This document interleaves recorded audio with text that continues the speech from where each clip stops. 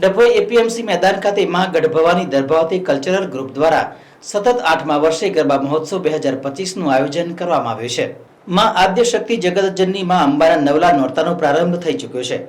ઐતિહાસિક દર્ભાવતી નગરી ખાતે ધારાસભ્ય શૈલેષભાઈ મહેતાના પ્રમુખ સ્થાને સતત 8 વર્ષથી દર્ભાવતી ગરબા મહોત્સવનું આયોજન કરવામાં આવે છે.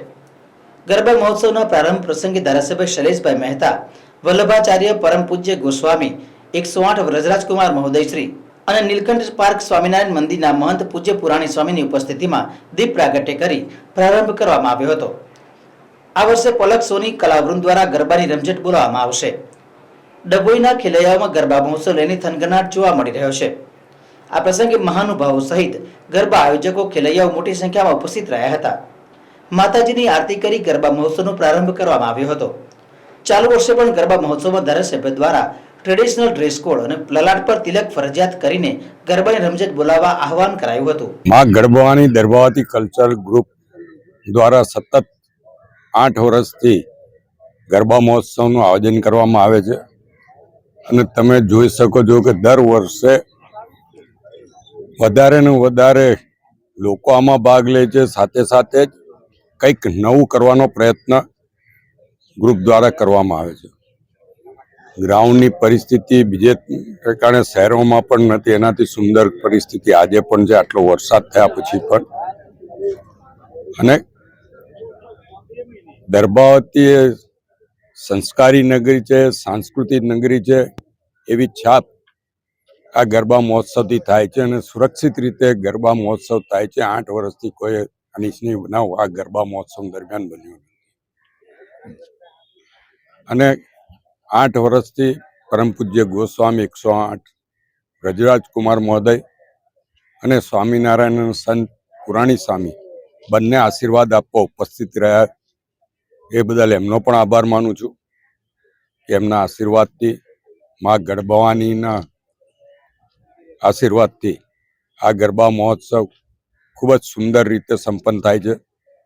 અને આ વખતે ઓપરેશન સિંદૂરની થીમ પર જઈને તિરંગાનું ડેકોરેશન અહીંયા કરવામાં આવ્યું છે અને સાથે જ ગાયક પલકબેન સોની વડોદરા શહેરમાં ખૂબ જાણીતા છે, એમનું ગાયકવૃંદ અહીંયા ગરબા ગવડાવી રહ્યું છે.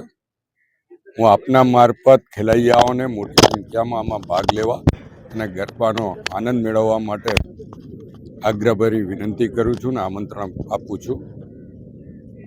આ ગરબા મહોત્સવ દ્વારા જ આપણે આપણી એકતા અને સંગઠિતતા પુરવાર કરી શકીએ. ત્યારે તમામ સનાતન ધર્મ માનનારા, તમામ હિન્દુ ધર્મ માનનારાઓ એ તમામને હું આવકારું છું. પણ અહીંયાનો જે નિયમ છે કે તિલક કરીને જ પ્રવેશ મળશે અને આજે આનંદ છે કે સમગ્ર ગુજરાતની સાથે સાથે મધ્યપ્રદેશ અને ઉત્તર પ્રદેશમાં પણ યુવાનો દ્વારા તિલક વગર પ્રવેશ નહીં. એની આજે જ મેં ઇન્ડિયા ન્યૂઝ ઉપર સમાચાર જોયા છે, ત્યારે આનંદ થાય કે દર્ભાવતીથી શરૂ થયેલી તિલકને તો એન્ટ્રીને એ ઝુંબેશ સમગ્ર દેશમાં અત્યારે પ્રસ્થાપિત થઈ છે. એ દર્ભાવતીનું ગૌરવ છે.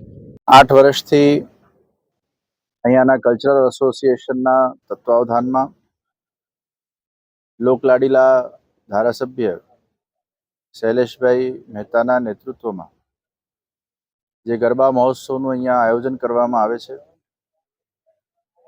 ખરેખર આખું આયોજન એ આપણા સર્વ લોકો માટે એક સુરક્ષિત આયોજન છે.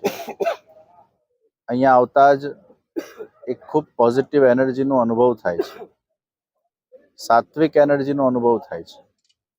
અને જે રીતે દર્ભાવતીના અંદર શૈલેષભાઈના સૂચન અનુસાર તિલક કરીને જ પ્રવેશ કરવો, એવું જે એક નિયમ અને અનુશાસન અહીંયા તૈયાર કરવામાં આવ્યું, એ આજે ગુજરાત અને ગુજરાત બહારના પણ અનેક રાજ્યોના અંદર ઘણા બધા લોકો એને ફોલો કરી રહ્યા છે.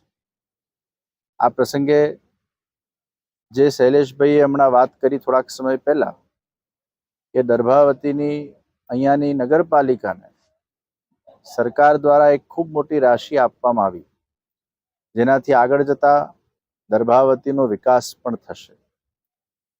દર્ભાવતીના વિકાસ માટે શૈલેષભાઈ ખૂબ જ પરિશ્રમ કરી રહ્યા છે, ત્યારે મને વિશ્વાસ છે આવનાર વર્ષોના અંદર દર્ભાવતી ગામ એ ખૂબ વિકાસશીલ ગામ બનશે. અહીંયાના લોકો વધુ સુખી બનશે, અહીંયાના લોકો વધુ સુરક્ષિત બનશે એવો મને વિશ્વાસ છે. કલ્ચરલ એસોસિએશનના બધી જ આખી ટીમને, શૈલેષભાઈને, સર્વને ખૂબ ખૂબ શુભેચ્છાઓ, ખૂબ ખૂબ મંગલ આશીષ.